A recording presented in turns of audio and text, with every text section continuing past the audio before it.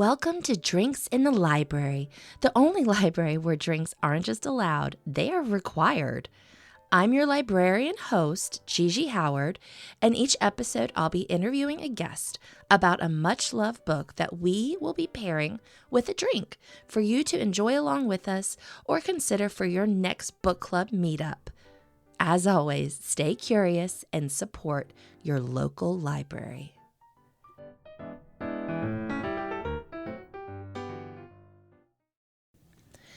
Welcome to another episode, Libration Nation. Today we are diving deep into the surreal and thought-provoking world of Victor Pelevin's Homo Zapiens, also known as Generation P as it's translated from its original Russian title.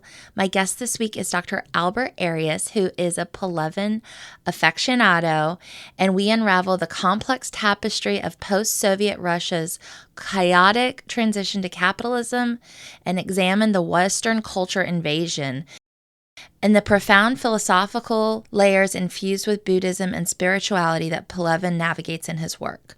We also discuss its film adaptation and the psychedelic journeys that are discussed in the narrative, and lots of eerie foresight that this book had for today's world. A little bit about Al. He's a graduate of Michigan State's College of Human Medicine, and he completed his residency in psychiatry, and he has a master's degree in clinical and translational research from the University of Connecticut Health Center. He was on faculty at UCONN School of Medicine, and then he went on to be a faculty member at Yale University's School of Medicine for 7 years in the Department of Psychiatry, before he transitioned to VCU in 2018 as an associate professor and the associate division chair for Addiction Psychiatry. He is the current president of the Psychiatric Society of Virginia, and his research focuses on studying the effects of medications on mood disorders and addictions. So, such an enlightening conversation. Definitely a new book for me, and we paired it with a Moscow Mule, just paying homage to the author's home country. So, I hope you enjoy.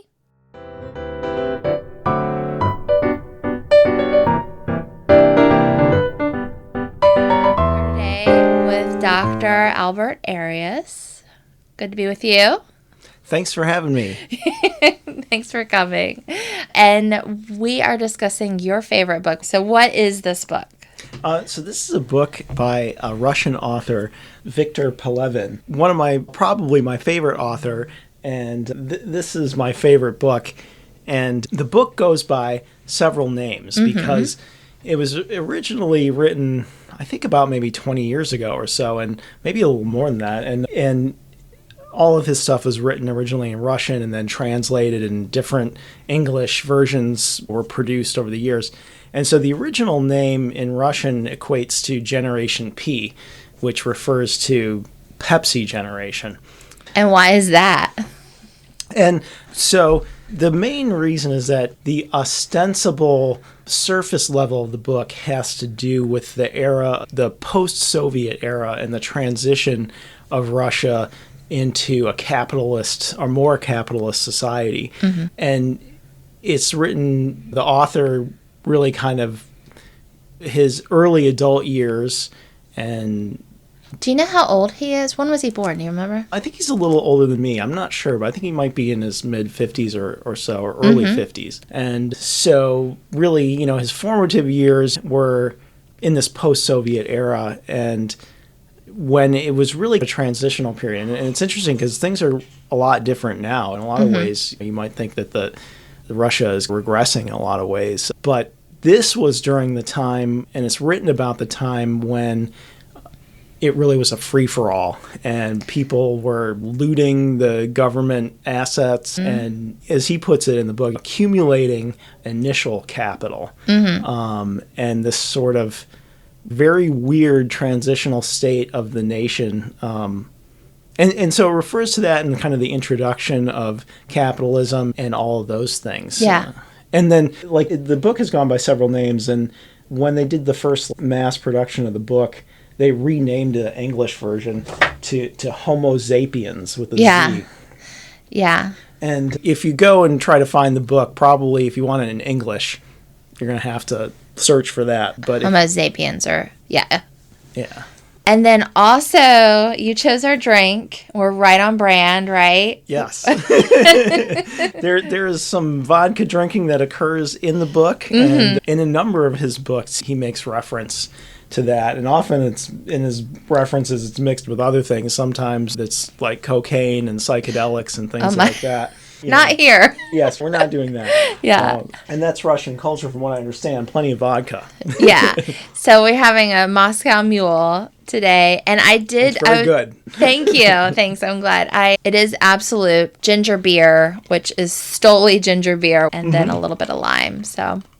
Yeah, it's great. Thank you. What is this story about? So we're talking, it's post, is it Boris Yeltsin era? Is that like the 90s?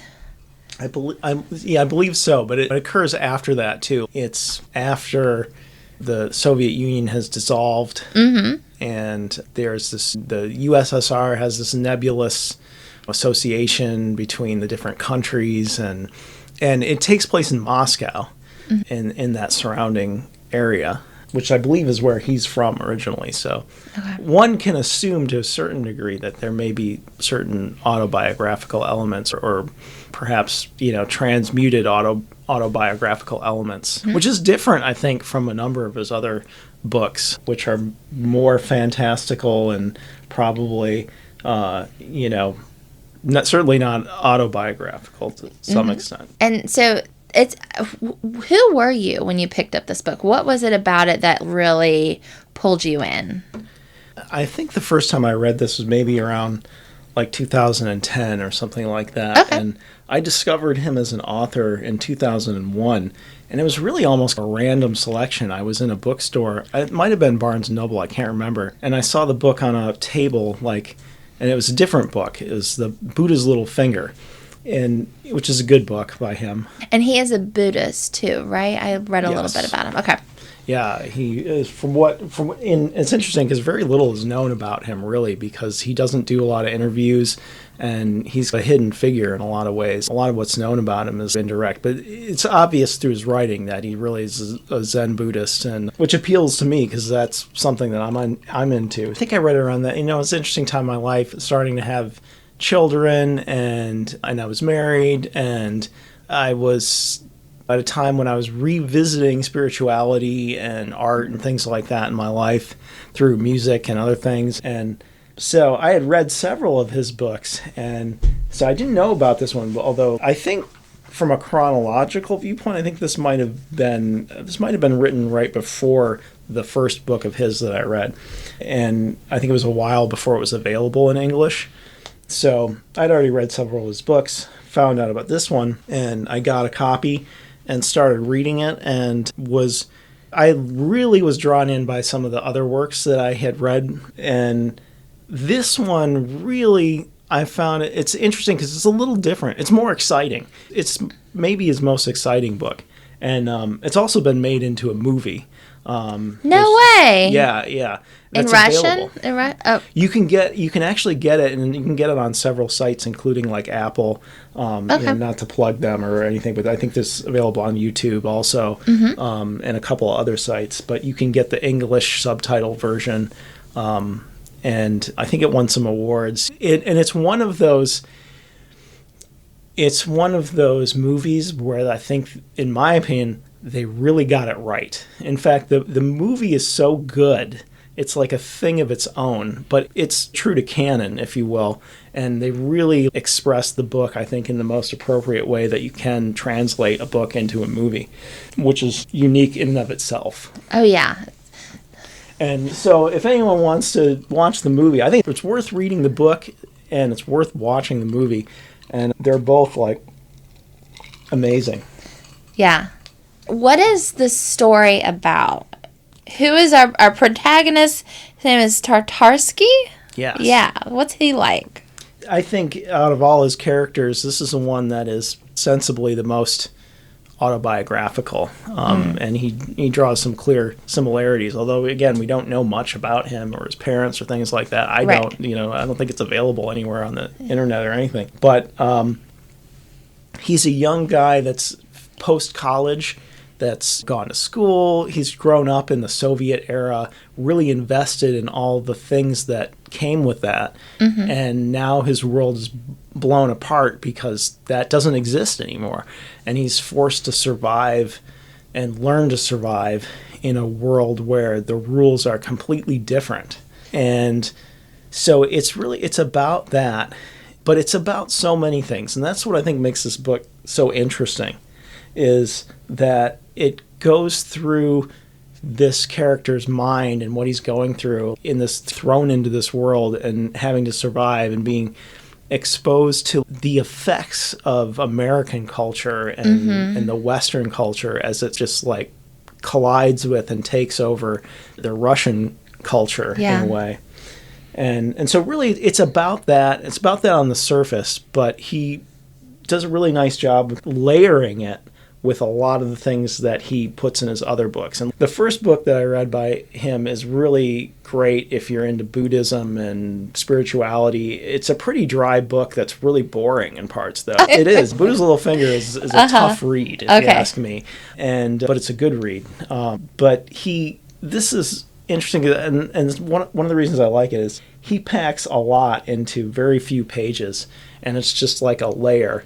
And it goes down and through like all of the themes that are in most of his work. It talks about the Russia and Russian culture, America and the West, and capitalism and its effects on other countries, and good and bad.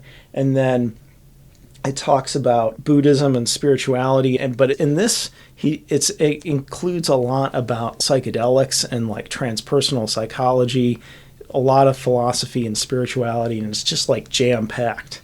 Yeah. So it's about a lot of things, and that's one of the things that I like about it. And it's very prescient in that it looks ahead, especially at the time it was written, and predicts a number of things that have become recently very hot topics. You know, like deep fakes. And politics and psychedelics and the reemergence of those in culture. The last time that those were really prominent was probably the 60s and the 70s, and especially the 60s. And we've seen the resurgence of those both in medicine but also in culture and the use of them. And it predicts those things also. And speaking of psychedelics, you are a doctor, medical doctor, and your specialty is on like addiction issues, correct? So you probably see a lot of that. So is that something that's on the rise right now with psychedelics? It is, and they're really important things in our world. To put it succinctly, my viewpoint on them, they are a double-edged sword for society, and I think we're still dealing with how they should be used and how they should be used responsibly. And they do have a lot of risks associated with them. But at the same time, I think some of the potential benefits for people, are real. But some of the risks are real and serious also. And I think that the most significant recent thing is that the FDA just very recently, I think it was like last month, they rejected the application to use MDMA for PTSD, despite what I think most people would say is pretty good data supporting its use. But they did not see it that way. Okay. And my viewpoint is that is I think psychedelics hold a lot of promise in medicine and for people and in society, but I'm not sure that we're ready for it and their widespread uncontrolled use, and we're maybe not entirely ready for their controlled use even. And this is like a whole nother tangent, but I think maybe one way to look at it is in the history of civilization or even mankind and pre-civilization. These have been things that have been used largely in a religious setting and in a very primitive, tribal, shamanistic way. And that's probably the last time that they were used successfully. I think in between, they've maybe done some good, but also maybe done some bad. And I've certainly encountered a number of patients over the years that have suffered due to their abuse of them. Absolutely. And I see that all the time. I regularly see people and also hear about, but I've witnessed and seen some bad effects from them many times over the years. But I think I've also witnessed good effects from them But I think eventually, as a society, we will get it together and figure out the appropriate way to use these things. And that includes ketamine and things like that. Okay. And I was curious about it because I thought about that when I was looking through this book, and I was like, oh, if you look at it, it's like psychedelics, Mesopotamia. Yeah. Everybody's favorite topic, right? Russian prognostications, all kinds of things. Yeah. So Tatarsky, he does end up doing some psychedelics, and that's a big part of the story, right? Yes. Yeah. So tell us about that. Yeah, and it's not everything in the book, but it's an important part. And interestingly, what he refers to in this book, I think the mushrooms that he takes are not psilocybin mushrooms. They're fly agaric, which, if I'm not mistaken, and I'd have to double check this, but I think it relies on like an anticholinergic trip, which traditionally is not thought of as being a good trip. Is there an easy way to explain that to a non-doctor? Yeah, absolutely. It's if you want to really freak yourself out, go for that kind of trip. The things and that's one thing that's not being explored as a therapy. Okay. It's usually psilocybin and those kind of mushrooms that are looked at as a therapy and totally different drug, but both are capable of producing a trip. And but he does these flies. Yeah, the fly agaric. Yeah, the fly agaric, and then he goes on a wild journey. Yes. Yeah, absolutely. Yeah. And that's where the book takes off, which is interesting because it may be somewhat accurate in that people experience wild things during the trip, but often they consolidate the gains after they are sober again and post-trip. Okay. And so he does the trip and he's freaked out and things happen, realizations happen, but then afterwards he sits down and has experiences after it's out of his system that are profound. And so he sits down with a Ouija board in the book. Yeah. And lets it print out stuff for him. He in the book, he summons the ghost or the spirit of Che Guevara, who then manifests for him his manifesto of things, which is not historically accurate at all. It's a very Buddhist thing, but it involves all the content from Mesopotamia and everything else, and delivers a somewhat agnostic critique of capitalism and the West affecting societies in which that is unknown to them. Mm-hmm. And so I guess that was more from Tatarsky's point of view, you think? Yeah. And it's we can only, make assumptions, but I assume it's from his point of view too. And it really veers into some kind of existential and Buddhist viewpoints on those things. So in the book, he summons the ghost or whatever of Che Guevara, but what he gets is probably not what Che Guevara would have written, and he uses it as a device in the book. But it really gets into like transpersonal spirituality, psychology, philosophy, and that's one of the things he does in a lot of his books. Is he really gets down to his own personal philosophy of Buddhism and the world, and like from a philosophical and spiritual standpoint. And that's one of the things that I connect with the most, because I feel like my own personal understanding of the world and spirituality is really, resonates with his. And that's been really interesting for me. And like that was one of the things when I first read it that just made me want to explore his writings more. And so my absolute favorite book is probably a different one. But again, that's the one that's probably less accessible and less exciting, really, than this book. And, Was that Buddha's Little Finger? Or was it the other one? It's called The Sacred Book of the Werewolf, which I think was written after this one. Okay. And it's not a very exciting book, but that one, he really delves into what I think is likely his own spirituality and principles of his interpretation of Buddhism in the world today. It's almost like a sacred text of his own, and which wouldn't make for a good movie, which is why they didn't make it into one, I assume. It's definitely less exciting than this book, but there's elements of that in this book. Is it possible for you to define what his viewpoint is of the world and Buddhism, and how does he define that? How you define it? Sure. Yeah, I can take a stab at that. And I can tell you my own, but my perception of what he conveys is really consonant with my own experiences and things like that. And really, it's stuff that has been around for a long time, and especially with like the humanistic and transpersonal psychology movements from the 60s in America. And it really has to do with experiencing a oneness with the universe, and the fact that the way we're trapped in our like human experience, but the reality is that there is like one consciousness and one being in the universe, which is everything. Like all the material, all the people, everything is just one person, really. God is the only person that's alive, and experiencing this as something that was made, as he puts in the book, it's like a game with no name. And I think it's really profound. And I've heard other people talk about it as like the oneness or things like that, and this transpersonal experience of reality. And I think it's really profound.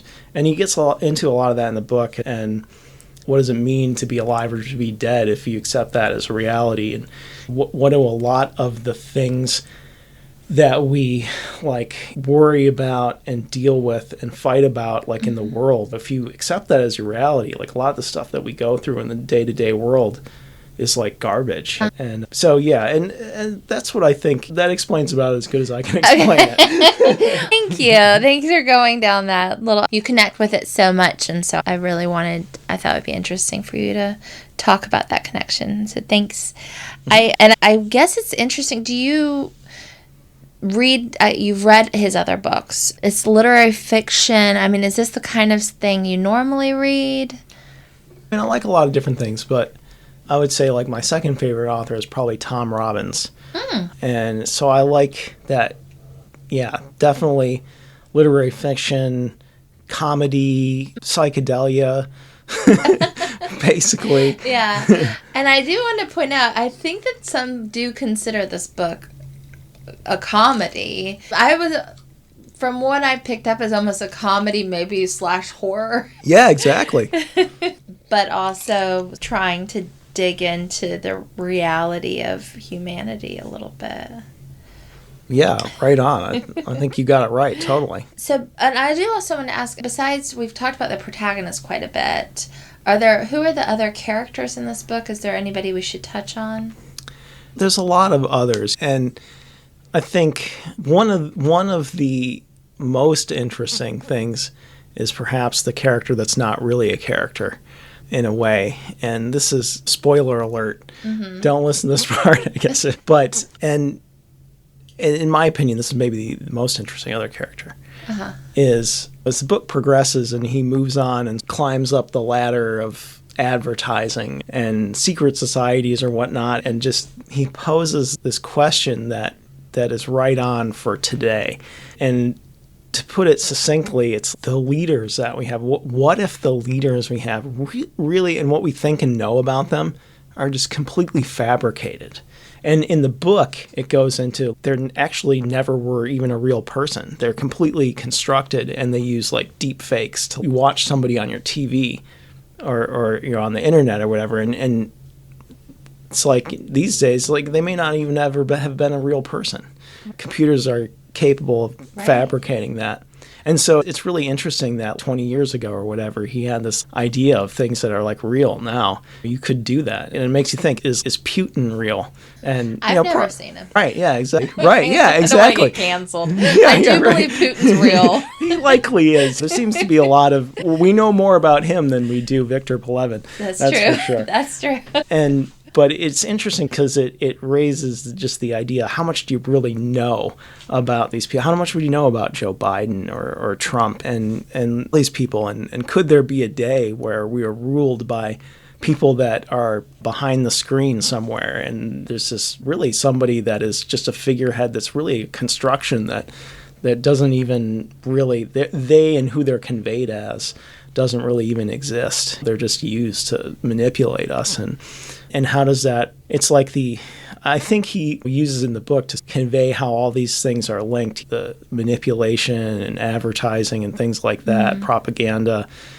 But there's this leader in the book that he discovers after a while, and he's asked to help with this effort to promote this leader who doesn't exist, basically. Yeah. So that's, I think, maybe the most interesting other character in the book. Yeah. But I mentioned, do you think there's other ones that we should discuss? Or? Oh, no, but you did make me think just now about, and we don't have to get in politics right now at all, but I think this is just to go across anybody that rises up. And anybody really that works in any way for the government at any higher level is somewhat of a politician, and the fact that you can't really say like what you're passionate about or what you really believe, right. And that somebody else is always pulling the strings. And yeah, I think that is very accurate.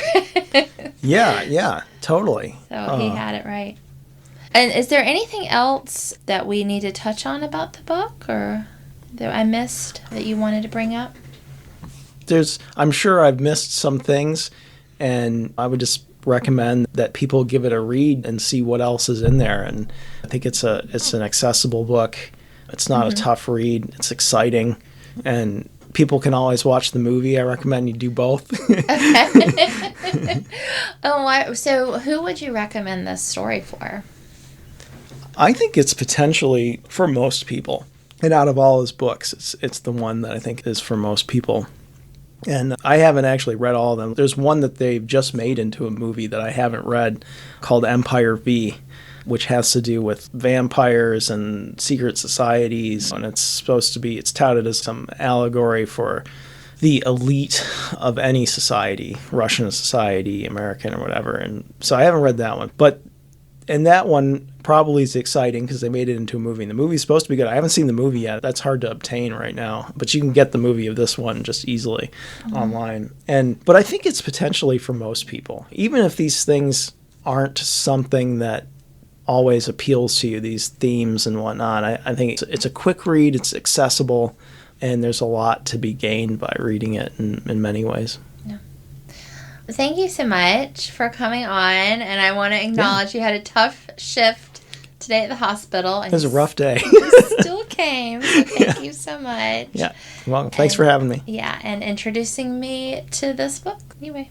Yeah, thank Cheers. you. Cheers, indeed. Yeah, Thank you for spending some time with me and my guest for an episode of Drinks in the Library. For more information about the show, you can find us on Instagram at Drinks in the Library, on the World Wide Web, drinksinthelibrary.com, or shoot me an email at drinkspod@gmail.com. Until next time, cheers.